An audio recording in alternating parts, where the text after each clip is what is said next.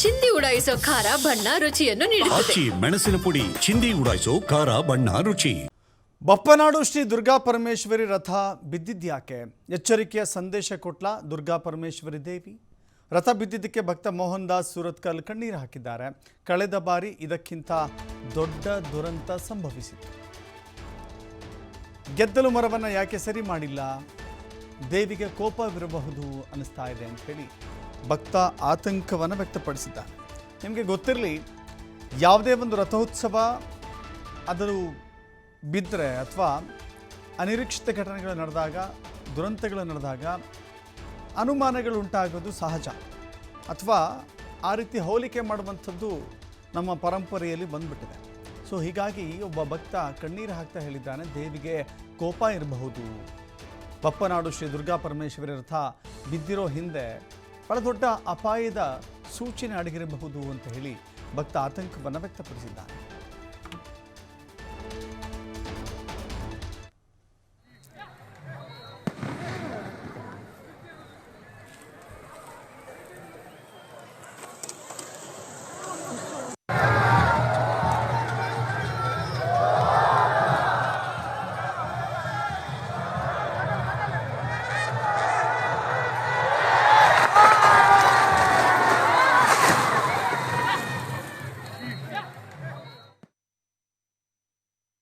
ದಕ್ಷಿಣ ಕನ್ನಡ ಜಿಲ್ಲೆಯ ಇತಿಹಾಸ ಪ್ರಸಿದ್ಧ ದೇವಸ್ಥಾನವಾಗಿರುವಂತಹ ಮುಲ್ಕಿಯ ಬಪ್ಪನಾಡು ಶ್ರೀ ದುರ್ಗಾ ಪರಮೇಶ್ವರ ದೇವಸ್ಥಾನದಲ್ಲಿ ನಿನ್ನೆ ರಥೋತ್ಸವ ನಡೆಯುವಂಥ ವೇಳೆ ರಥದ ಗೋಪುರ ಬಿದ್ದು ಒಂದು ಅವಘಡ ಸಂಭವಿಸಿದೆ. ಇದಕ್ಕೆ ನಿರ್ದಿಷ್ಟವಾದ ಕಾರಣ ಏನು, ಎಲ್ಲಿ ಎಡವಿದ್ದಾರೆ, ಯಾಕೆ ಈ ಥರ ಆಯಿತು, ಇದು ಭಕ್ತ ಸಮೂಹದಲ್ಲಿರುವಂಥ ಒಂದು ಗೊಂದಲ. ಈ ಬಗ್ಗೆ ಮಾತನಾಡೋದಕ್ಕೆ ನಮ್ಮೊಂದಿಗೆ ಭಕ್ತರೇ ಆಗಿರುವಂಥ ಮೋಹನ್ ದಾಸ್ ಸೂರತ್ಕಲ್ ಅವರಿದ್ದಾರೆ. ಈ ಥರ ಮಾತನಾಡಿಸ್ತಾ ಹೋಗ್ತೀನಿ. ಸರ್, ಯಾಕೆ ಈ ಥರ ಆಯಿತು? ಇದು ಮೊದಲ ಬಾರಿನ, ಹಿಂದೆ ಏನಾದರೂ ಈ ಥರ ಆಗಿತ್ತಾ? ನಿರ್ದಿಷ್ಟವಾಗಿ ಏನಾದರೂ ಕಾರಣ ಇದೆಯಾ? ಇದಕ್ಕೆಲ್ಲ ನಿರ್ದಿಷ್ಟ ಕಾರಣ ಹೇಳಲಿಕ್ಕೆ ಆಗೋದಿಲ್ಲ. ಮೊದಲಾಗಿದೆ, ಕಳೆದ ವರ್ಷ ಹೀಗೆ ಆಯಿತು. ದೊಡ್ಡ ಒಂದು ದುರಂತ ಆಗಿದೆ ಕಳೆದ ವರ್ಷ.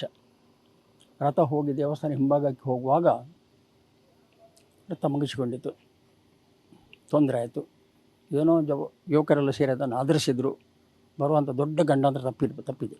ಈ ವರ್ಷ ಪುನಃ ಆಯ್ತು ಅಂತ ಹೇಳುವಾಗ ಅದರ ಅರ್ಥ ಏನು? ನಮ್ಮದು ನಿರ್ಲಕ್ಷ್ಯ ಅಥವಾ ಉದಾಸೀನ ಅಂತ ಹೇಳಬೇಕಲ್ಲ. ಒಂದು ತಪ್ಪಾಗಿ ಹೋಗಿದೆ, ಈ ವರ್ಷ ಆಗಬಾರ್ದು ಅಂತ ಹೇಳಿದ್ರಿಂದ ಪ್ರತಿಯೊಬ್ಬರು ಕೂಡ ತುಂಬ ಯೋಚನೆ ಮಾಡಿದ್ದಾರೆ, ಕೆಲಸ ಮಾಡಿದ್ದಾರೆ. ಇಲ್ಲ ಅಂತ ಹೇಳಿದ್ರು. ಅದಕ್ಕೆಲ್ಲ ಮಿಷಿನ್ ತಂದು, ಮಳೆ ಆಯಿತು, ಸ್ವಲ್ಪ ಒಂದು ವಾರ ಮಳೆ ಆಯಿತು, ಮಿಷಿನ್ದ ನೀರಲ್ಲಿ ಇಳಿಸಿದ್ರು, ಹೊಯ್ಗೆ ಹಾಕಿದರು, ಎಲ್ಲ ಮಾಡಿದರು. ಆದರೆ ಒಂದು ಕಡೆ ಇಲ್ಲೆಲ್ಲ ಚೆನ್ನಾಗಿ ಹೋಯಿತು. ಕಳೆದ ವರ್ಷ ಸಮಸ್ಯೆ ಅದಲ್ಲಿ ಏನು ಈ ಬಹುಶಃ ನನಗೆ ಅನಿಸ್ತದೆ ಕಳೆದ ವರ್ಷ ಏನು ಸಮಸ್ಯೆ ಆಗಿದೆ ಅಲ್ಲಿಗೆ ಮಾತ್ರ ಗಮನ ಕೊಟ್ಟಿದ್ದಾರೆ ಅಂತ ಅನಿಸ್ತದೆ. ರಥದ ಮರದ ಆಕ್ಸೆಲ್ ಕಟ್ಟಾಗಿ ಇದು ಸಂಭವಿಸಿದೆ. ಆ ಮರದ ಆಕ್ಸೆಲ್ ಏನಾದರೂ ಹದಗೆಟ್ಟಿತ್ತು ಅಥವಾ ಪರಿಸ್ಥಿತಿ ಯಾವ ಥರ ಇತ್ತು? ನನಗೆ ತಿಳಿದು ಬಂದ ಪ್ರಕಾರ, ಹಿರಿಯರು ಹೇಳಿದ ಪ್ರಕಾರ, ಅದಕ್ಕೆ ಅದರ ಅವಧಿ ಕಳೆದಿದೆ ಅಂತ ಹೇಳುವಂಥದ್ದು. ಯಾಕಂತೇಳಿದರೆ ಮರ ಕುಂಬಾಗುವುದು ಅಂತ ಹೇಳ್ತಾರೆ, ಅದರ ಶಕ್ತಿಹೀನ ಆಗುವಂಥದ್ದು. ಅದಕ್ಕೆ ಬೇರೆ ಬೇರೆ ಕಾರಣ ಇರ್ಬೋದು. ಹಲವಾರು ವರ್ಷಗಳಿದ್ರೆ ಆ ಕುಂಬಾದ ಮರವನ್ನು ಯಾಕೆ ಕಳೆದ ವರ್ಷ ರಿಪೇರಿ ಮಾಡುವ ಗಮನಿಸಿಲ್ಲ? ಇದು ನಮ್ಮ ಪ್ರಶ್ನೆ. ಸರಿಗ ಒಂದು ಪ್ರಸಿದ್ಧವಾಗಿರುವಂಥ ದೈವಿ ಕ್ಷೇತ್ರ. ಸೊ ಟೆಕ್ನಿಕಲ್ ಆಗಿ ಒಂದಿಷ್ಟು ರೀಸನ್ಸ್ ಇದ್ರೂ ಕೂಡ ಒಂದು ಧಾರ್ಮಿಕ ಕ್ಷೇತ್ರದಲ್ಲಿ ಈ ಥರ ಆದಂಥ ಸಂದರ್ಭ ನಮ್ಮ ಮನಸ್ಸಿನಲ್ಲಿ ಒಂದು ಗೊಂದಲ. ದೇವರಿಗೆ ಸಂಬಂಧಪಟ್ಟ ಹಾಗೆ ಏನಾದರೂ ಅಸಮಾಧಾನ ಇದೆಯಾ, ಕ್ಷೇತ್ರದಲ್ಲಿ ಏನಾದರೂ ಸಮಸ್ಯೆ ಇದೆಯಾ, ಈ ಥರ ಎಲ್ಲ ಮೂಡುತ್ತೆ. ಇದು ಸಾಮಾನ್ಯವಾಗಿ ಮೂಡುವಂಥ ಒಂದು ಅಪಶಕುನ ಅಂತ ನಾವು ಹೇಳ್ತೀವಿ. ಸೊ ಇದ್ರ ಬಗ್ಗೆ ತಮ್ಮ ಅಭಿಪ್ರಾಯ? ಯಾವುದೇ ಕ್ಷೇತ್ರಗಳಲ್ಲಿ, ದೇವಾಲಯದಲ್ಲಿ ತುಳುದಲ್ಲಿ ಮುಗುಳಿ ಅಂತ ಹೇಳ್ತೀವಿ ನಾವು. ಕಲಶ ಕಳಚಿ ಹೋಗುವುದು ಒಳ್ಳೆಯ ಲಕ್ಷಣ ಅಲ್ಲ. ಅದಕ್ಕೆ ಕೀರ್ತಿ ಕಳಶ ಅಂತ ಹೇಳ್ತೀವಿ ನಾವು. ಆ ಕೀರ್ತಿ ಕಳಶ ಅಂದರೆ ಮನುಷ್ಯರು ಕೆಲವಿದ್ದಾರೆ, ದೊಡ್ಡ ಬೇಕು, ಅವರು ಮುಂಡಾಸು ಕಟ್ಟಿಕೊಂಡಾಗಿ ಅವರ ಮುಂಡಾಸು ತೆಗೆಯೋದು ಅಥವಾ ಮುಂಡಾಸು ಕಳಿಸಿ ಬೀಳೋದು ಅಂಥ ಲಕ್ಷಣ ಕಾಣುವುದಿಲ್ಲ. ಅದೇ ಪ್ರಕಾರವಾಗಿ ದೇವರ ಗರ್ಭಗುಡಿಯ ಮೇಲೆ ಒಂದು ಮುಗುಳು ಇರ್ತದೆ, ಕಲಶ ಇರ್ತದೆ. ಆ ಕಲಶಗಳು ಬಿದ್ದು ಹೋಗೋದು ಸರಿಯಲ್ಲ.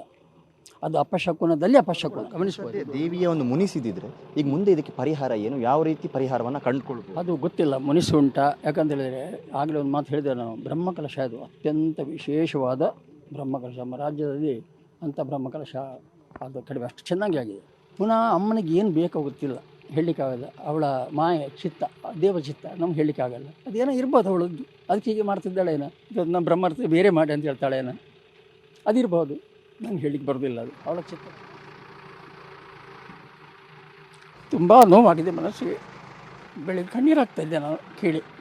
ಯಾಕಂದರೆ ಅದು ದೇವಸ್ಥಾನಕ್ಕೆ ಅಪಚಾರ ಅಲ್ಲ, ರಥಕ್ಕೆ ಅಮ್ಮನಿಗೆ ಅಪಚಾರ.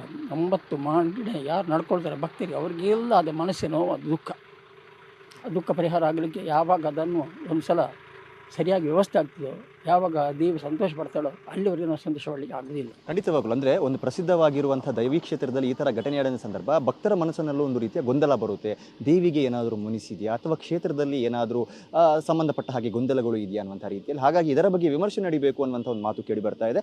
ಮತ್ತು ಈ ಬ್ರಹ್ಮರಥವನ್ನು ದುರಸ್ತಿ ಮಾಡುವಂಥ ಕೆಲಸ ಅಂದರೆ ಪ್ರತಿ ವರ್ಷ ರಥೋತ್ಸವ ನಡೆಯುವಂಥ ಸಂದರ್ಭದಲ್ಲೂ ಕೂಡ ಅದನ್ನು ಪರಿಶೀಲನೆ ಮಾಡಲಾಗುತ್ತೆ. ಆದರೆ ಪರಿಶೀಲನೆ ಮಾಡುವಂಥವರು ಎಲ್ಲ ಒಂದು ಕಡೆ ಎಡವಿದ್ರ ಅನ್ನೋ ರೀತಿಯ ಒಂದು ಮಾತು ಕೂಡ ಕೇಳಿ ಬರ್ತಾ ಇದೆ. ಸೊ ಆಡಳಿತ ಮಂಡಳಿ ಆದಷ್ಟು ಬೇಗ ಎಚ್ಚೆತ್ತುಕೊಂಡು ಮುಂದೆ ಇಂಥ ಘಟನೆಗಳು ಸಂಭವಿಸಿದಂಥ ನಿಟ್ಟಿನಲ್ಲಿ ಕ್ರಮ ಕೈಗೊಳ್ಳಬೇಕು ಅನ್ನುವಂಥದ್ದು ಭಕ್ತರ ಆಗ್ರಹ. ಕ್ಯಾಮರಾ ಪರ್ಸನ್ ಕೃಪೇಶ್ ಪೂಜಾರಿ ಜೊತೆ ಆದಿತ್ಯ TV5 ಮಂಗಳೂರು.